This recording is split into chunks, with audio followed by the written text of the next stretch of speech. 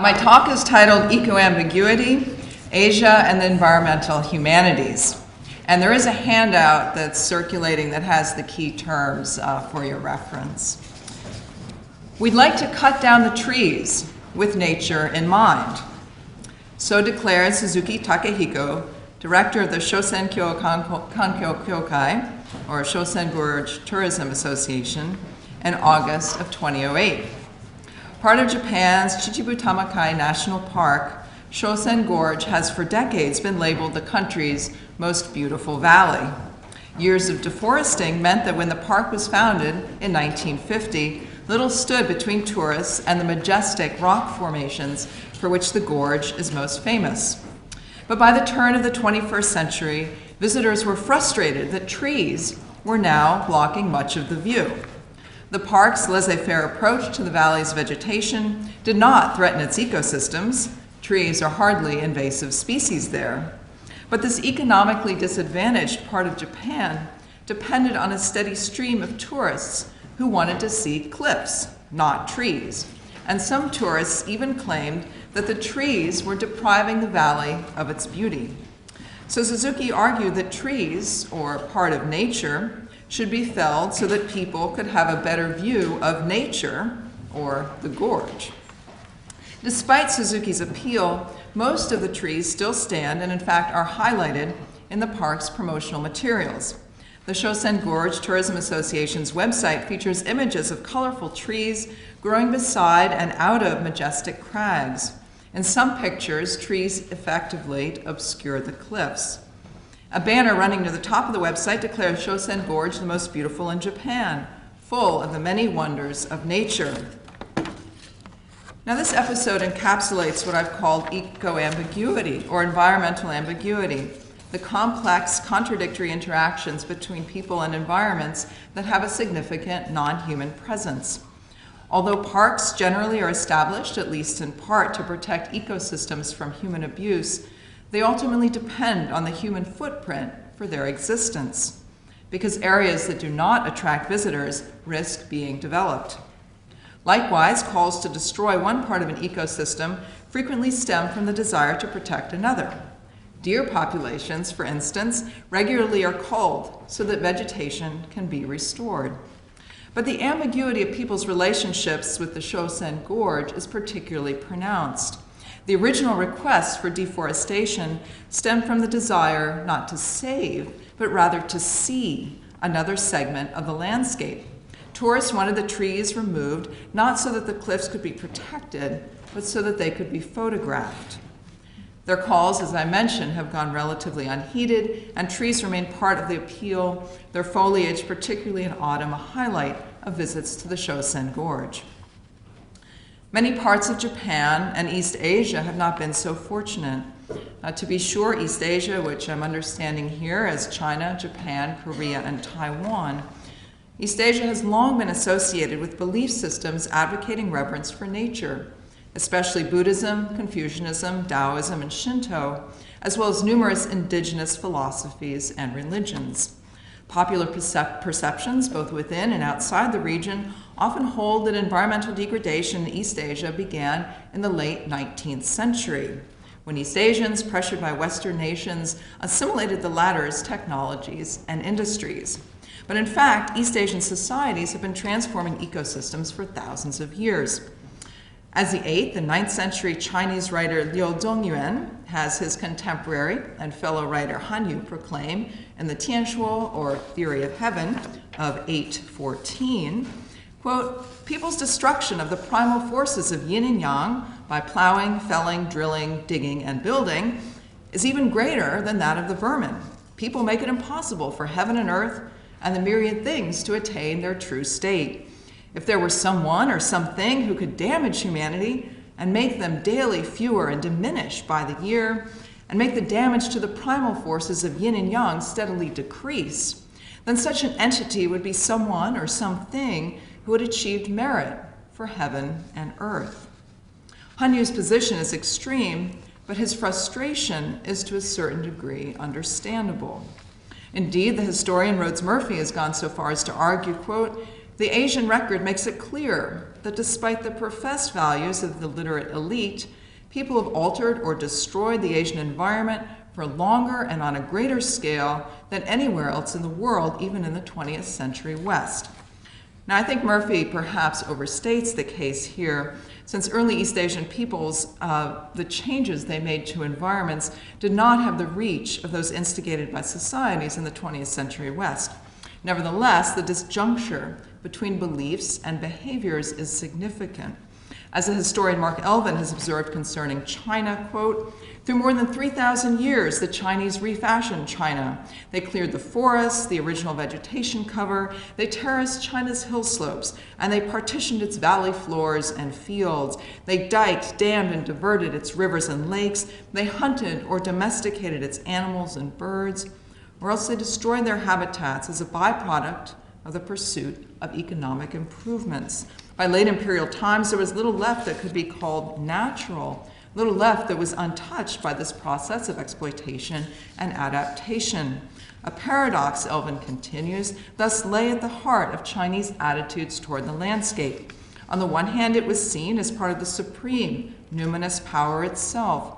Wisdom required that one put oneself into its rhythms and be conscious of one's inability to reshape it. On the other hand, the landscape was in fact tamed, transformed, and exploited to a degree that had few parallels in the modern world. All was in flux. Relationships between people and environments became particularly lopsided during the 20th century, when human populations burgeoned and people developed technologies to transform landscapes more rapidly, more radically, and on a larger scale than ever before. Late 19th and early 20th century industrialization was generally celebrated in East Asia.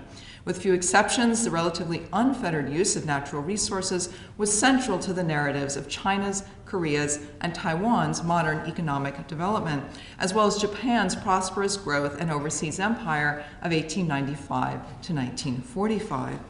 Similar discourse surrounded post-war industrialization in the 1950s and early 1960s in Japan, in the 1960s and 1970s in South Korea and Taiwan, and in China in the 1980s. During these decades, people generally did not see themselves as significantly damaging environments. Ecosystems were believed to be so resilient and their self-restorative powers so great in relation to human demands that even such activities as disgorging toxic waste were not thought to matter much, if at all. As environmental damage became more severe and widespread, this relative nonchalance did recede, only to be replaced by a conviction that blighted environments were a necessary cost of rapid, sustained growth. Some triumphalists, including the president of Korea, even argued that belching smokestacks were a great signal of national prosperity. And so it wasn't until the late 1960s in Japan, the 1980s in Taiwan and South Korea, and the 1990s in China that a widely shared sense of ecological crisis emerged. This sentiment propelled citizens to organize and to demand change, ultimately leading governments and enterprises to adopt policies intended to remediate present environmental damage and curb it in the future. Subsequent decades witnessed uneven improvement in environmental health and less tolerance for behaviors that blatantly damage ecosystems. Building on this momentum, a green fervor has now permeated East Asia, with Taiwan's Green Party, or Taiwan Ludang, China's Green Olympics, or Lusaoyun, South Korea's Green New Deal, Noksek New Deal, and Japan's Green New Deal, Green New Deal, and countless other green endeavors. But despite these steps and a widespread consciousness that current lifestyles are unsustainable, local, national, and regional environmental problems and crises have simply continued. And in many cases, these problems are simply being exported, not eradicated, creating what one scholar has termed multiple shadow ecologies.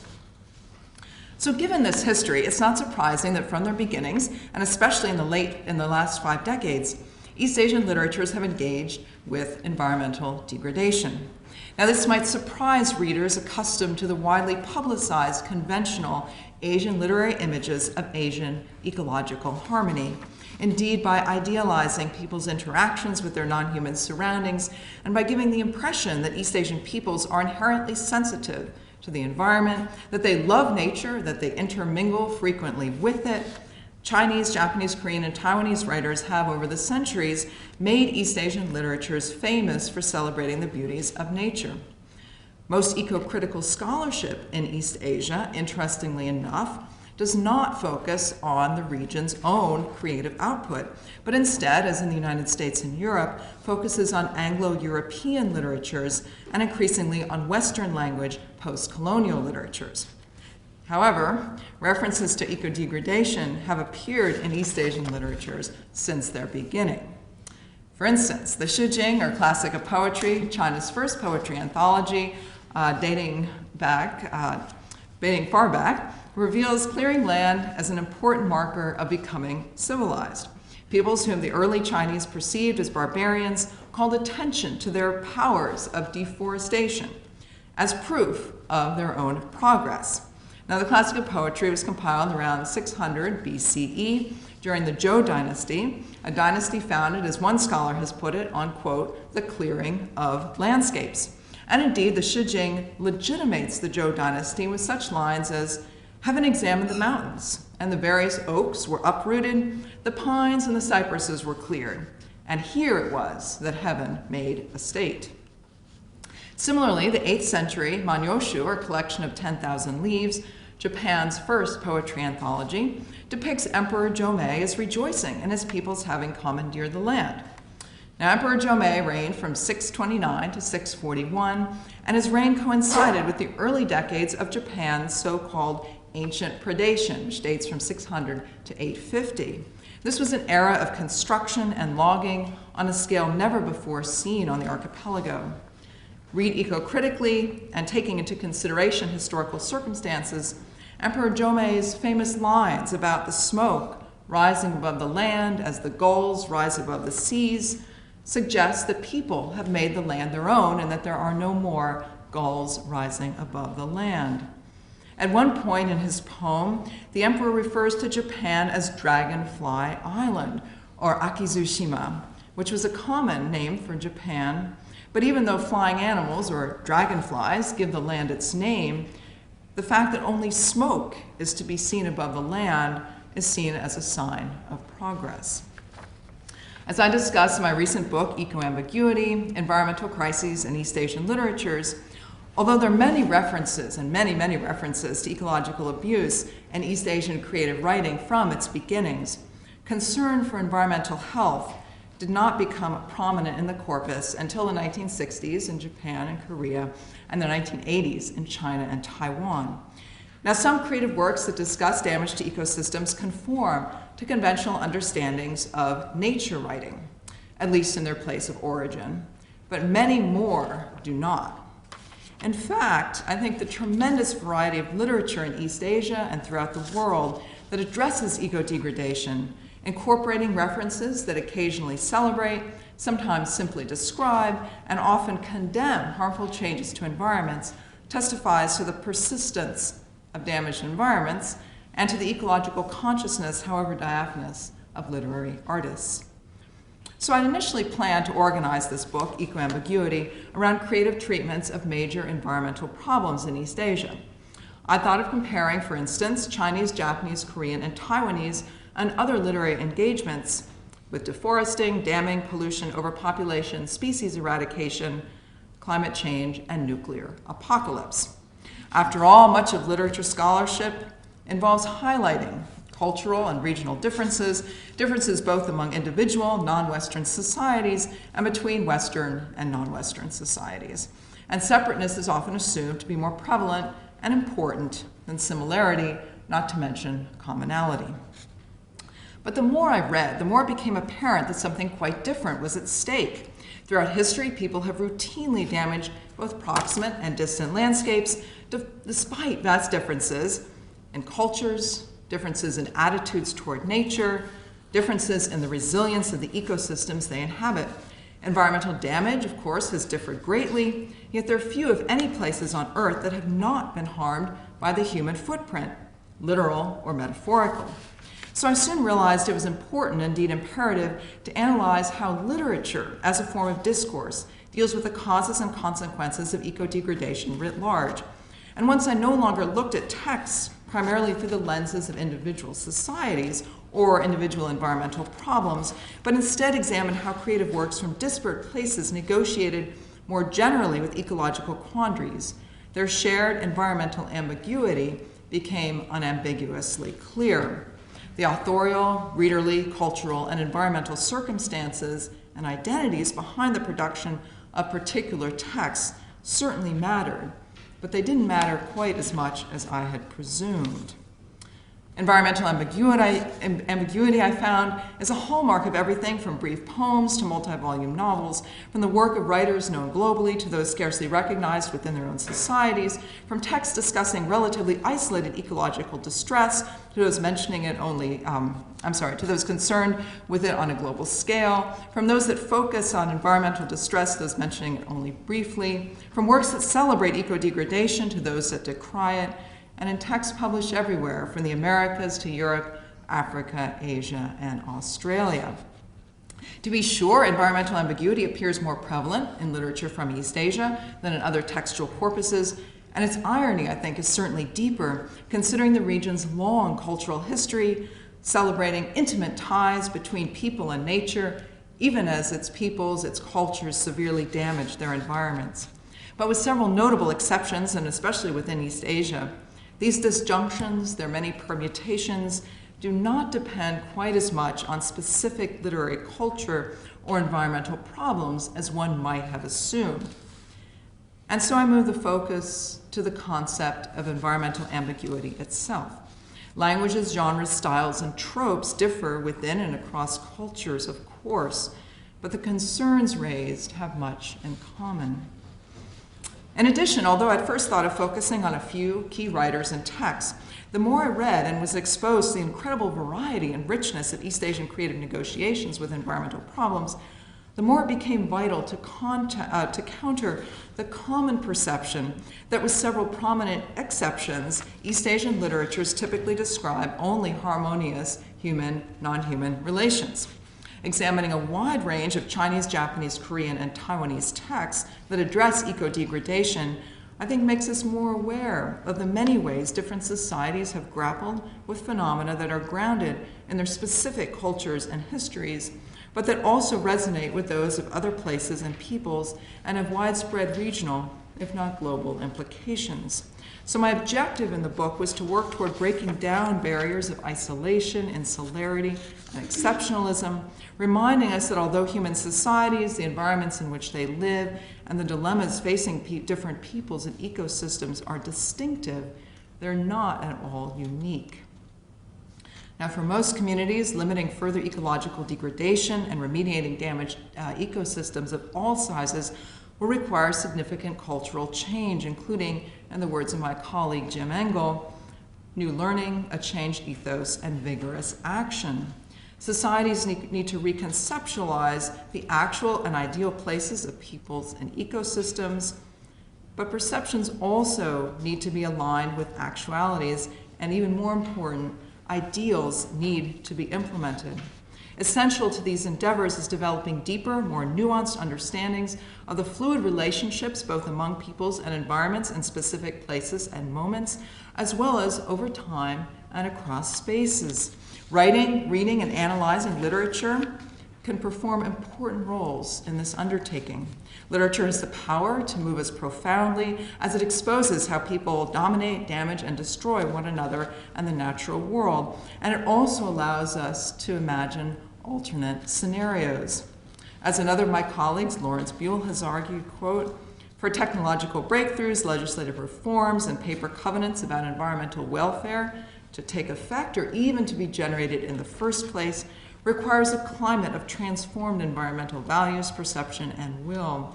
To that end, Buell continues, the power of story, image, and artistic performance and the resources of aesthetics, ethics, and cultural theory are crucial. Now, as we've heard many times in this conference, the power of story is particularly significant. Our sense of reality, our understandings of who we are and of our relationship with our surroundings generally are constructed around stories, not around quantitative data. The South African writer Njabulo Ndebele's comments on writing hold true for story. So it has the powerful capability, he says, to invade in a very intimate manner the personal world of the reader. Whenever you read, you risk being affected in a manner that can change the course of your life. Stories, whether of the dangers or benefits of certain behaviors, often surpass data in their power to change people's behaviors. In fact, to become comprehensible, let alone to effect change, data themselves must be translated into narrative and ultimately stories.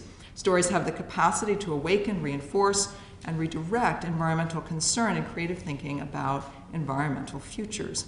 Taking Buell's argument one step further, stories not only help shape legislation that requires changes in behavior, stories also can cause changes in behaviors in the absence of public policy.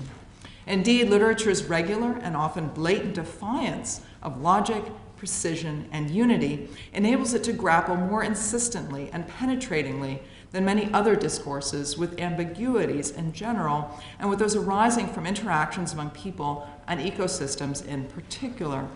More specifically, literature's intrinsic multivalence allows it to highlight and to negotiate, by which I mean reveal, interpret, reinterpret, shape, the ambiguity that has long suffused interactions between peoples and environments, including those interactions that involve human damage to ecosystems.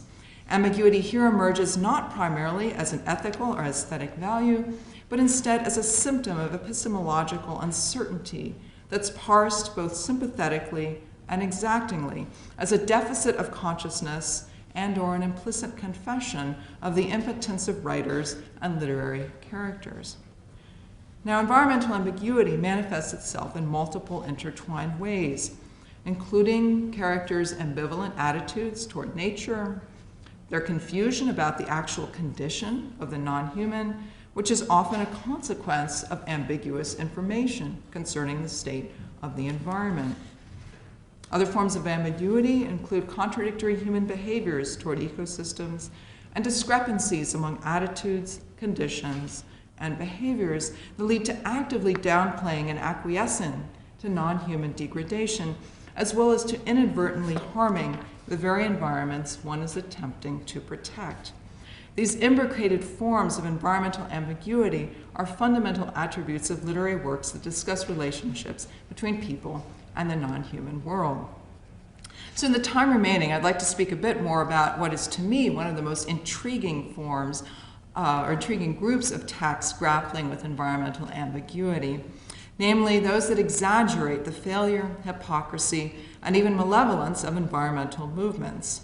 I think it's these writings that bring to light some of the most unsettling contradictions between attitudes and behaviors. And what these texts do is they suggest that even if those individuals and organizations most explicitly trumpeting ecological health do nothing to attempt to repair environmental damage, or, as in the case of the text we'll be looking at today, if they engage in behaviors harmful to people and nature, then there's little hope for remediation, much less prevention of damaged environments.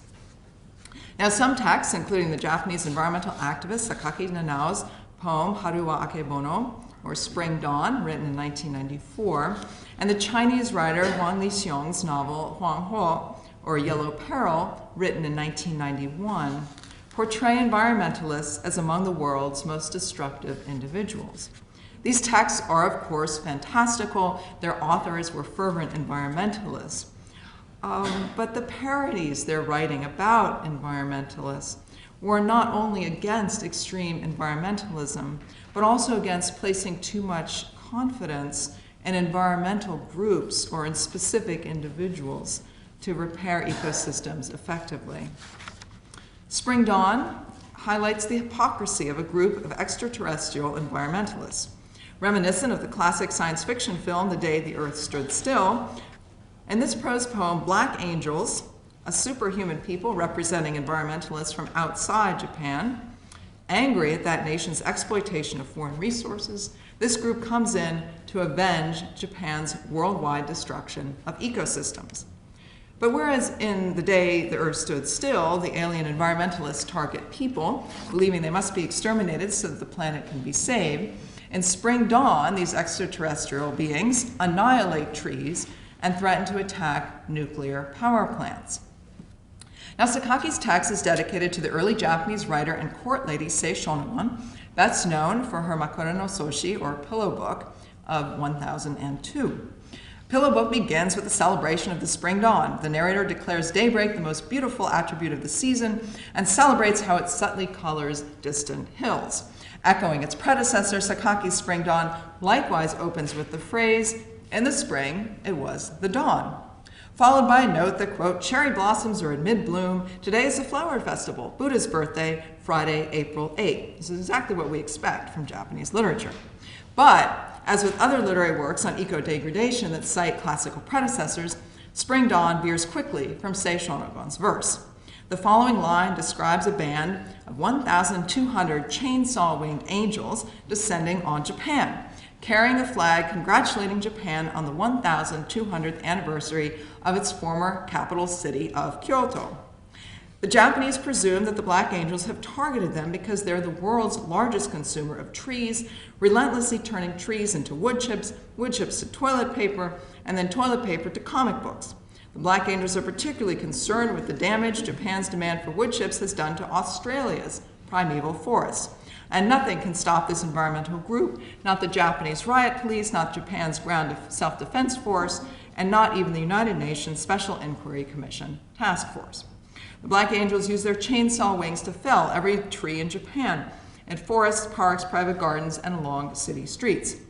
Unlike many creative texts on eco-degradation, unlike much of Sakaki's own other work, Spring Dawn refers to this destruction rather tersely. Quote, April 8, 7 a.m., parks, shrines, the Imperial Palace, ancient forests, merciless. 11 a.m., 1,200 angels with chainsaws for wings, dressed in black, invade Kyoto's forests. 6 p.m., spaceships land on stumps in bare Maruhadaka, Maruyama Park, Shimogamo Shrine, and the Imperial Palace in Kyoto. All the trees and forests have been razed. April 9, 9 p.m., I walked around all day. All the trees at shrines, temples, and schools are felled to go to factories. Maruyama Park, one of Kyoto's most popular sites for cherry blossom viewing, is now Maru Hadaka, or stark naked, completely razed, like everywhere in Japan. The consequences are immediately recognized, as are additional culprits. The poet writes, bugs are chirping, bats are flying, but how long will this continue?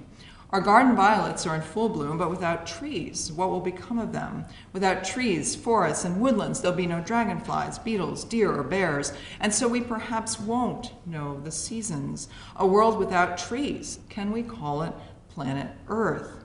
We can only call it a mountain of concrete garbage. So not only will plants and animals find it difficult to survive without trees, the world itself risks losing its identity as planet Earth, or in Japanese, Chikyu, which is literally soil sphere. Its soil will be soiled and its garbage will be exposed. This round mountain, Maruyama, the mountain in the park, having become a garbage mountain, so Maruyama becomes Gomi no Yama. The planet now appears to consist more of human waste than of soil or earth. Important as well in this poem is the broadening of focus from Japan to the world, suggesting the Japanese are not the only people whose land will be flattened and not the only ones who've compromised their environments. They've compromised environments worldwide and will continue to do so. The Black Angels do, of course, to the Japanese ecosystems precisely what the Japanese have done to ecosystems on other continents. Moreover, the damage Japanese inflict on their own country is perhaps less obvious, but likely no less lethal than the devastation wreaked by the Black Angels. To be sure, while Japanese consumption of trees is depicted as unjustified, rooted partially in the desire to read comics, the Black Angels who eat these comics indirectly depend on processed trees to survive. But Spring Dawn does not argue that this difference justifies complete destruction of environments. Instead, it reveals the avenging angels, whom it leaves at the end of the poem circling above Japan's nuclear power plants, as in many ways just as culpable as the people they attack, and as doing nothing to prevent further environmental destruction. Now, providing an even more brazen parody of environmentalists is the Chinese writer Wang Lixiong's Yellow Peril. which was first published anonymously in Taiwan and Port Credit, Ontario. And you'll understand why, after I describe the novel, why it was censored in China. Now, this lengthy work, and it's a 3-volume, it's a huge text, is a scathing critique both of China's increasing materialism instigated by Deng Xiaoping's post-cultural revolution economic reforms, imagined correctly in the novel as reaching into the 21st century. The novel concludes with human civilizations and much of the non-human destroyed not long thereafter, so in the early years of the 21st century. The title, of course, refers to the terror felt by many Americans and Europeans, especially after Japan's victory over China in the Sino-Japanese War of 1894 to 1895, of increased contact with East Asians. The term Yellow Peril evokes a horde of Asians ready to invade white nations and take jobs from white workers. But Wang Lixiong twists this around, and he depicts events in China as ultimately harming the entire planet, but in a notable reversal of their role in much Western Yellow Peril fiction, Chinese in Wang Lixiong's Yellow Peril leave their country as impoverished emigrants to foreign lands, not as conquerors. Human civilizations collapsed worldwide because of Chinese weakness and because of Chinese environmental collapse, not because of Chinese strength. Particularly interesting for our purposes are the novel's devastating indictments of its protagonist, Ouyang Zhonghua. His name literally means Europe, Sun, China. And he's founded this Chinese Green Rescue Association, which has a number of green offshoots. Yellow Peril portrays environmental consciousness as justifying extreme attitudes and ruinous behaviors, providing a foil for individuals advocating unchecked procreation, industrialization, and consumerism, are other characters committed to an explicitly green approach, including those embracing the Green Party, or Ludang, Green Rescue Association, Green Philosophy, or Green Religion, or Lujiao, Green Exhibition, Green Ideals, Green Peace, comes all these green initiatives they're undertaking. But rather than depict green groups and their individual proponents as offering visible solutions to China and the world's environmental crises, Yellow Peril highlights their hypocrisy and even their malice, and exposes the vast gulfs between their alleged beliefs and the impacts of their behaviors. Wang Lixiong's text portrays those committed to green lifestyles as professing concern for the welfare of people and the non-human, yet consciously acting in ways detrimental to both. So in its opening pages, Yellow Peril presents Ouyang and the Green Rescue Association as welcome presences in post-June 4th, 1989, Chinese society. He presents them as far more committed to environmental health than the Chinese government. The narrator writes, quote, "The Chinese Green Rescue Association, an organization that had as its alleged aims ecology and environmental protection, became the only domestic source capable of publicly announcing opinions that differed from those of the government. The year before, Ouyang Zhonghua had won the World Greenpeace Prize." So the narrator returns to Ouyang several chapters later after describing devastating floods along the Yellow River. And again, Ouyang is portrayed as conscious of environmental hypocrisy, this time manifested by non-governmental environmental organization Greenpeace. Ouyang develops his own environmental theories in direct response to what he believes to be Greenpeace's failed rhetoric. His criticisms of Greenpeace, particularly what he believes to be its empty words and lack of action, are noteworthy considering this organization's history of radical environmentalism.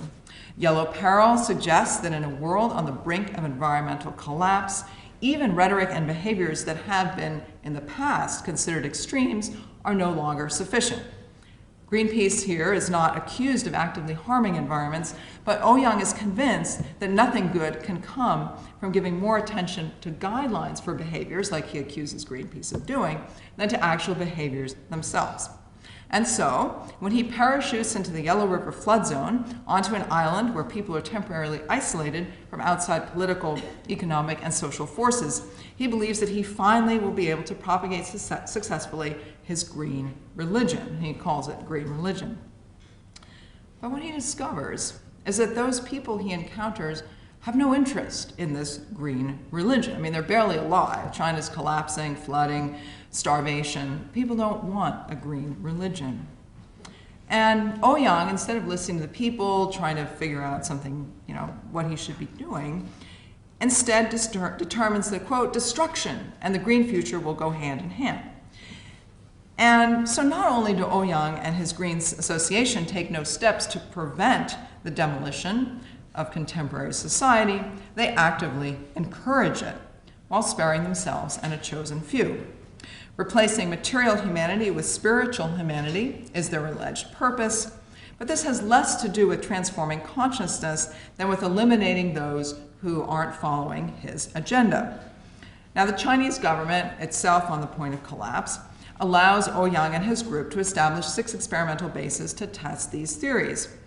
And these areas, interestingly enough, are known to the public as nature protection regions. But in fact, they become spaces of considerable violence. Those in charge, and Ouyang in particular, demonstrate little, if any, spirituality or self-control. Now, since the non-human has already been virtually destroyed and the planet enveloped by nuclear winter as the novel progresses, most of the victims of this green army are people. But one of the novel's final sections, titled Nature Reserve, Dog Pens, depicts violence to both humans and animals so atrocious that the dissonance between green ideals and green practices could hardly be more vivid. The base feeds human corpses to the dogs it's raising for food, and many of these corpses are of people who have perished trying to enter the reserve. In this last, this is near the end of the novel, this section, Ouyang operates the pens himself, and he quarrels despised green guards who've raped women and beaten and needlessly executed people of both genders. He's taking revenge on his own people here. And he puts them in a pen with a young woman and a rabid dog. And the green guards are excited because they expect that they're going to watch the dog and the woman copulate. But instead, Ouyang releases 150 dogs on the guards, resulting in the deaths of all the men and most of the dogs. Now, Ouyang and his green movement obviously character not only some of China's more radical protest movements, but also more generally the extremes to which individuals and organizations will go to further their own agendas. I mean, it's an obvious parody. Unlike Sakake's Black Angels, who destroy ecosystems on a vast scale, Ouyang and his green group are not ultimately responsible for the planetary apocalypse that's described in Yellow Peril. Instead, that's the result of years of unchecked environmental destruction. But this ecological collapse that's described in the novel appears more hyperbole than an accurate forecast, of course, of the chaos likely to descend on the globe if environmental concerns are not addressed more responsibly and effectively.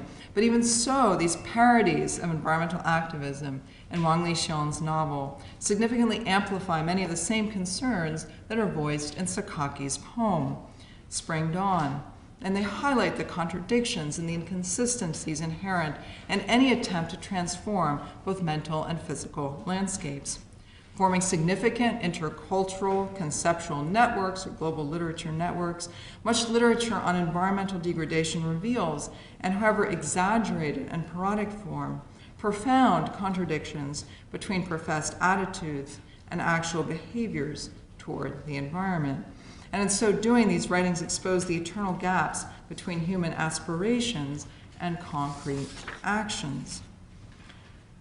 Now, as these texts suggest, far from resolving the ecological conundrums it describes, most literature on environmental distress further ambiguates these ambiguities, bringing to light even deeper discrepancies. In fact, poetry and prose regularly counter the unstable, inverted pyramids of environmental Ponzi schemes with their own mushrooming miasmas of environmental ambiguity.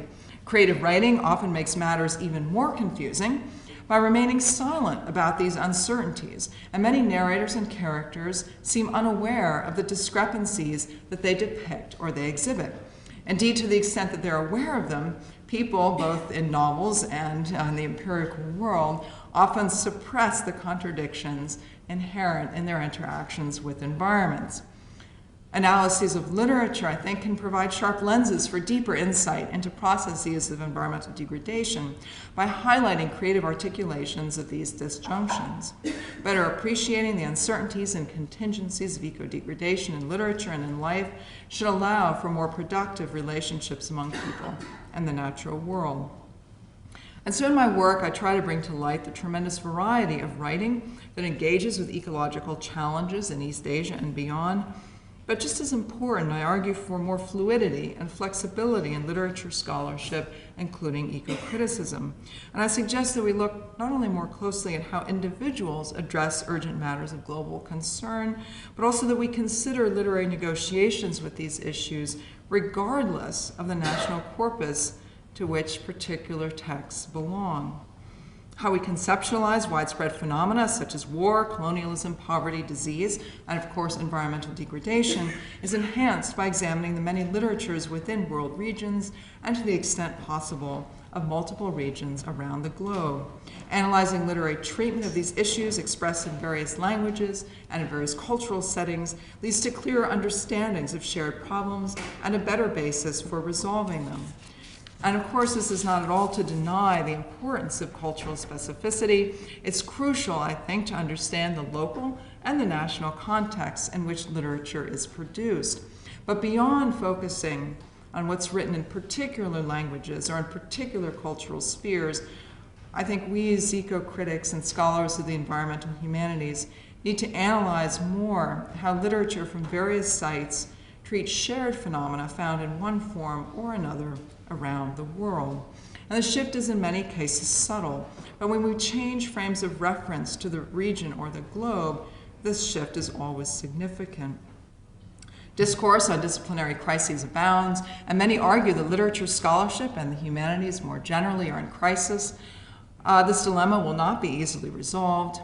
But one way humanistic scholarship can begin to do so, I think, is by devoting more attention to how cultures and cultural products wrestle with matters of regional and global concern. Scholarship on individual societies provides vital foundations for understanding specific contexts of human problems, and the fields of comparative and world literature help us appreciate more fully how creative writing and scholarship on creative writing can both reinforce and defy national, cultural, linguistic, and geopolitical divisions.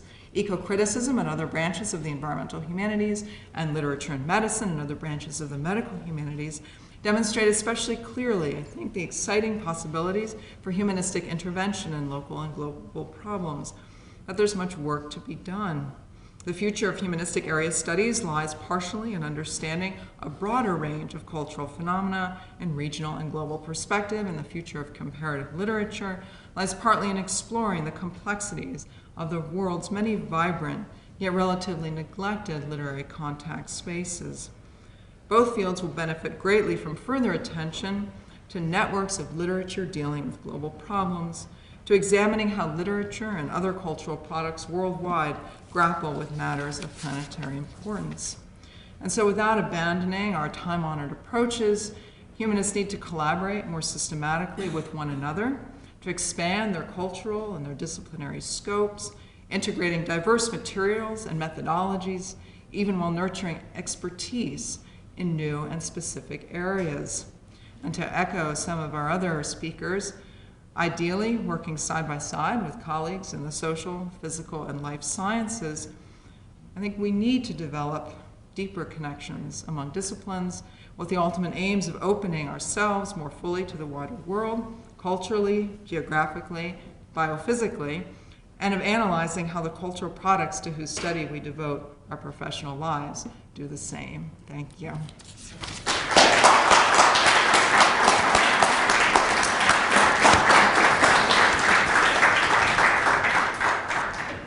So, questions?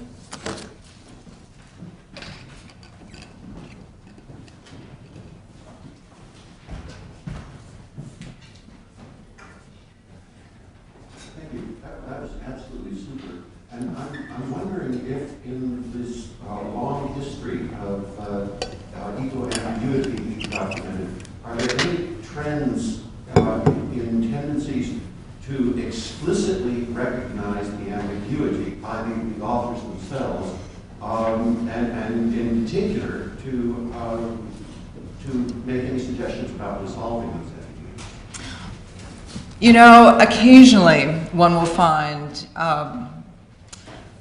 references or discussion or comments on ambiguity. I mean, thinking of this very famous novel, Wolf Totem, by the Chinese writer Jiang Rong, that's been translated into 20 languages. It was an instant bestseller in China. And there you have this guy who loves wolves, and he decides to adopt a pet wolf, and ends up having to kill it because it's a wild animal. He has no idea how to take care of it. And there, I think his friend has some comment on, wow, isn't it strange, you love wolves. But there's just one little line in a 400-page novel. So the answer to your question is really no. And that was one of the most interesting things to me of doing this project, is that once you start looking for ambiguity, environmental ambiguity, you start seeing it everywhere. And we were talking about this yesterday without referring to it as environmental ambiguity, but the word ambiguity came up.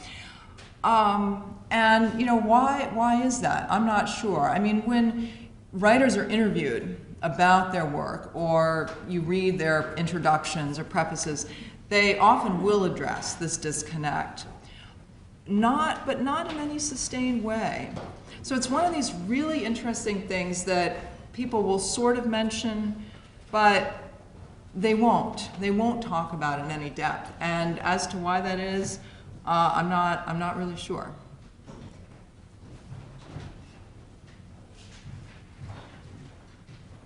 I found the talk very provocative, and I was thinking of the shift of values over time. You might have mentioned water. Yeah.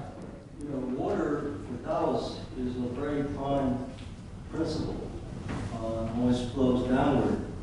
You see that in Tao Te Ching. Of course. The other is the mountain. Mountains Right. are sacred. Yeah. Whether it's Taishan or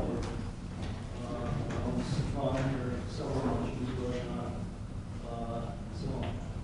But remember the parable that Chairman Mao used when he was alive. The parable of the old man in the mountain. And I was thinking, what you touched on.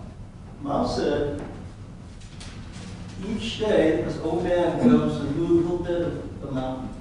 If he doesn't move the mountain, his son's going to move it. If his son hasn't moved it, his grandchildren will move it. And of course, the mountain, in the mind of Mao, is superstition and backwardness. And I remember also, back in the 80s, there were Chinese reporters coming to West Virginia, and they glorified the smoke that came out. Yep. Steel mills. Yep. So Yep. how beautiful they are. Yep. How beautiful they are. But, that was just 30, 40 years ago. Yeah. And now the values completely changed because the waste of environment and pollution and so on. Yeah. And really now, perhaps Chinese are realizing the cost of industrialization, Yeah. which they really needed. Yeah. That's my comment. Yeah, no, thank you very much for that. And I think it is important to remember that the values, the belief systems, certainly have changed across time and certainly differ within East Asia, within individual countries, as well as within the region and, of course, the globe. But what hasn't really changed are behaviors. I mean, there have been small changes in behaviors, but meaningful changes in behaviors, not really as much as we would like to imagine. So, every time I go to Asia, I'm reminded of this, and there are signs all over, and, we're greening our environment, and it's green. I remember it was in China right before the Olympics, and green Olympics, green Olympics. Well, the only way they got clear skies in Beijing for those days is they didn't allow any trucks on the road. Has that continued? No, and you go to Beijing now, and you can barely breathe the air. So the beliefs have changed, the values have changed, but behaviors haven't, and so that's meant the environment, of course, has just gotten worse.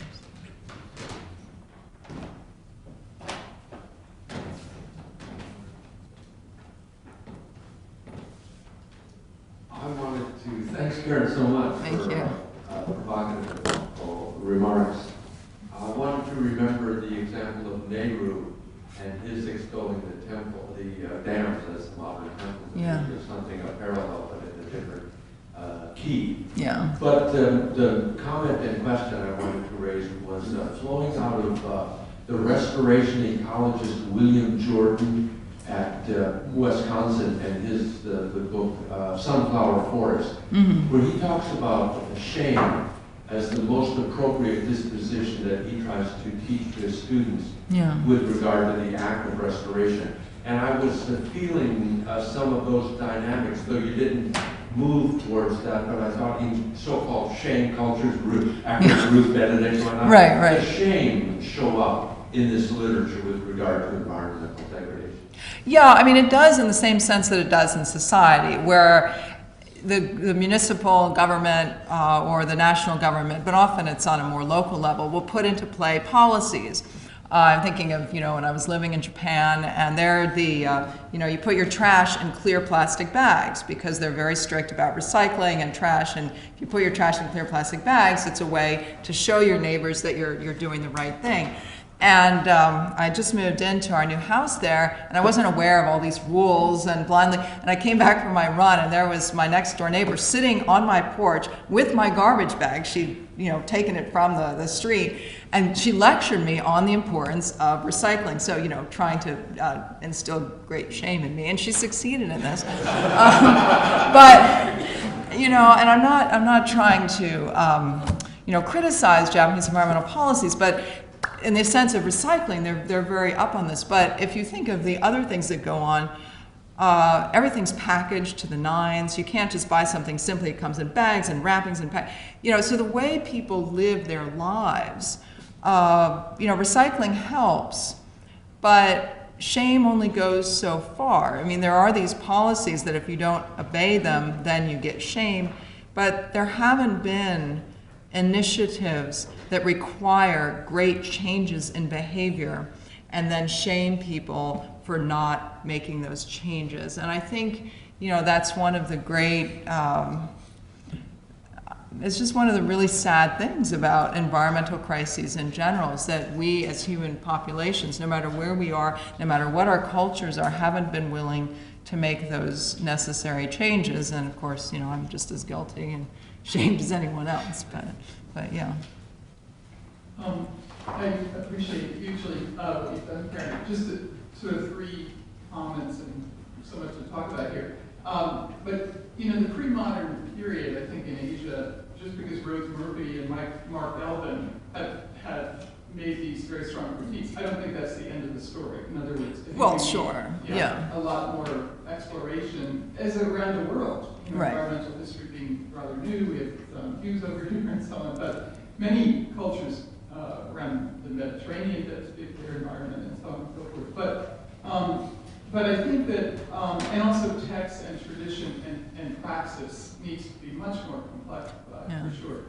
But I think the modern period is what really makes a huge shift, as this gentleman's comment as well, in that we have what Connor would spoken of, the impact of population affluence and technology, and the destruction of tradition in China and so on and so forth. But we also have this, the ambiguity that you speak to is in all the religious texts, as we were trying to say. Absolutely, yeah. So, but I think what is missing in the equation, in some of the discussion here about East Asia, is imperialism, and the sense of nature as resource, nature as source. So you have this idealization on the one hand, but use on the other. And you have the Japanese all over East Asia, imitating. But in 81, I'm in Tokyo, and in a major company, and an earthquake started, and the Japanese salarymen said to me, "Do you think we will be invaded because of the oil crisis?" And the sense of the vulnerability of a country that has no resources. Anyway, I'm going on too long, but the Chinese, I think what we need to explore as well in the modern period, without any sense of tradition or restraint, have taken to your point about shadow economies is what I would love to draw out, because the rate of Africa by China, which Yes. is invisible Yes. in the environmental world and so on, is something we really need to attend to. Yeah. Anyway, so I'd love to draw you out on that Yeah. in particular, and maybe even on your global health project as you're working on. Okay. Yes, no, thank you very much for bringing that up. I mean, one of the things that was really interesting to me when I was doing this project, because I read a lot of environmental history, Asian environmental history, and so I expected to find literature that addresses what the Chinese are doing in Africa, also what they're doing in Latin America. I mean, it's in all the papers in China. This is no secret in China. It's no secret to us here. And I just didn't find much.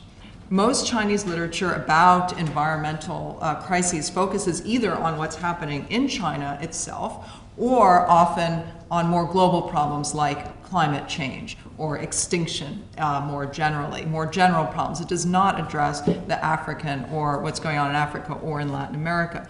That's interesting to me because in Japan, the environmental literature, it does address more what's going on other places, particularly in Korea.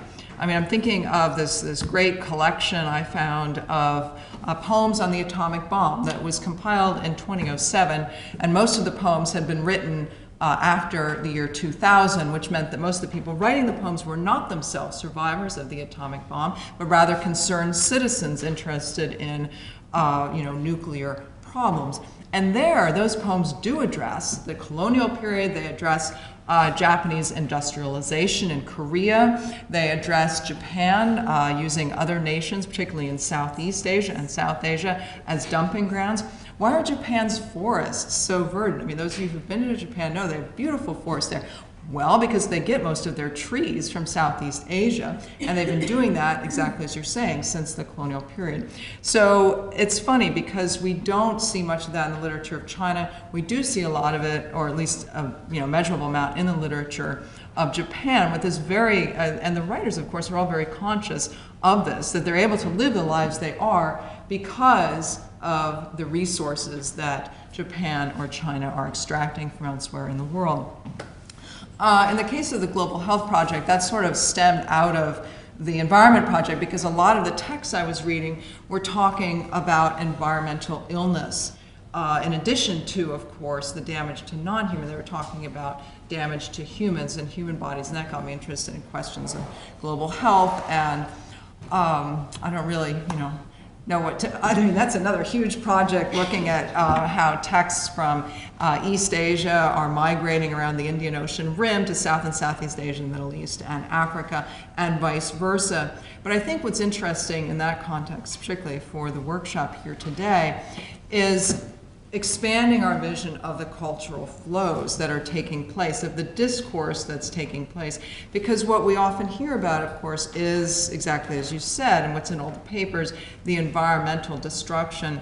We're not hearing about the cultural exchanges among these various cultures. The more, we're hearing about the very unbalanced neo-imperialism. We're not hearing about the Indian or Vietnamese students in Japan working with Japanese artists. And I think, in terms of reconceptualizing environmental problems and talking about these issues more and making changes, these deeper cultural connections really have to be addressed. Because it's not just all about, mean, evil Chinese going into Africa and taking over Africa. A lot of cases there, African leaders are 100% behind the Chinese because this is just making them richer. And these are issues that intellectuals are dealing with in literature as well as in other arts. So there's a lot to be explored there. Yeah, I hate to shut this down, but we're already over time. But Karen will be here at lunch and we'll speak with him. So thank you, Karen. Thank you.